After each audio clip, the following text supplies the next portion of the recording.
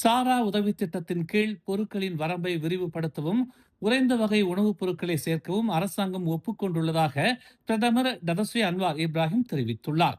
சாராவை செயல்படுத்துவதில் சிறு மளிகை சில்லறை விற்பனையாளர்களின் ஈடுபாடும் இவ்வாண்டு இறுதிக்குள் 10,000 அதிகரிக்கப்படும் என்று அவர் கூறினார்.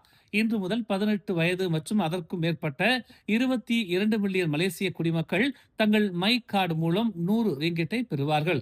இருப்பினும் பொருட்களின் வரம்பை விரிவுபடுத்த வேண்டும் என்று பலர் அழைப்பு விடுத்துள்ளனர். மேலும் உறைந்த உணவை உள்ளடக்கிய சாரா திட்டத்தை விரிவுபடுத்த அரசாங்கம் ஒப்புக்கொண்டுள்ளது என்பதை அறிவிப்பதில் மகிழ்ச்சி அடைவதாக ஒற்றுமை அமைச்சின் மாதாந்திர கூட்டத்தில் தனது உரையின் போது அன்வார் தெரிவித்தார்.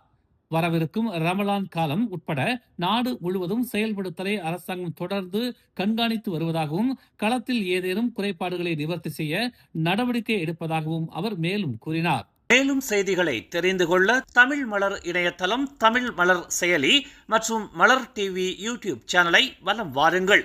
எங்களோடு இணைந்திருக்க மலர் டிவியை பதிவு செய்து கொள்ளுங்கள். உறவுகள் மகிழ்ந்திட விருப்பம் மற்றும் பகிர்வு சேவையை சொடுக்கிடுங்கள்.